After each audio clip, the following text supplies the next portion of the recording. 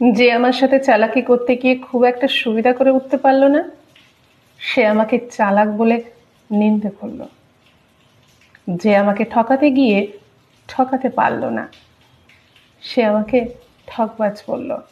যে আমার মুখোমুখি বসে চায়ের কাপে চুমুক দিতে দিতে আয়েশ করে বসে আমার দুর্বলতায় খোঁচাতে চাইল, তাকে যখন তার নিজের ক্ষত স্থানের যত্ন নিতে বললাম, সে ভীষণ কষ্ট পেল, রেগে গেল। যে ভীষণ চতুরতায় ঘোড়ার আড়াই চাল দিয়ে আমাকে চেকমেট করতে চাইল, তার যখন রানী বধ করলাম, আমাকে সে ঝানু প্লেয়ার বলল। যে আমার পিছনে অকারণে নিন্দে করে আরাম পায়, তাকে আমি সামনাসামনি সে কথা জিজ্ঞেস করলে সে আমাকে ঝগড়াটে বলল।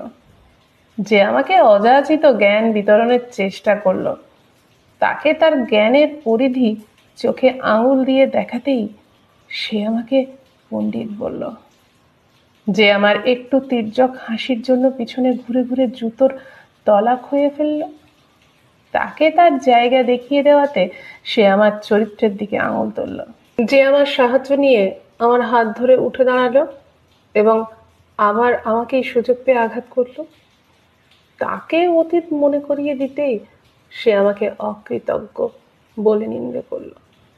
যে আমার সাথে নির্দয় ছিল, তাকে অতীত মনে করিয়ে দিতেই আমাকে সে নির্দয় ভাবল। যে আমাকে নিজের স্বার্থে টিস্যু পেপারের মতো ব্যবহার করলো, আমি যখন তার ব্যবহৃত হতে চাইলাম না, সে আমাকে স্বার্থপর বলল। জীবন আর যুদ্ধ মানুষকে বোকা থাকতে দেয় না। বুদ্ধিমতী হওয়া কোনো পাপ নয়। নিজের আত্মসম্মান বজায় রেখে চলা অন্যায় নয়। কারো স্বার্থের টিস্যু পেপার হতে না চাওয়া স্বার্থপরতা নয়। অন্যায় মেনে না নেওয়া অন্যায় নয়। এগুলোকে বলে আত্মরক্ষা। পৃথিবীতে প্রত্যেকটা প্রাণীর নিজের রক্ষা করার অধিকার রয়েছে। কি অদ্ভুত, লোকে আমার সাথে যা করে তাই যদি আমি তাদের করতে না দিই বা উল্টো ফিরিয়ে দিই, তখন লোকে কষ্ট পায়। নিজের চেহারা আয়নায় দেখে নিজেই বিরক্ত হয়ে যান। তা অন্যের কেমন লাগে ভাবুন তো একবার।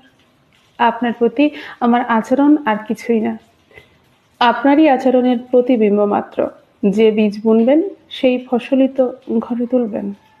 যে আমার সাথে চালাকি করতে গিয়ে খুব একটা সুবিধা করে উঠতে পারলো না, সে আমাকে চালাক বলে নিন্দে করল।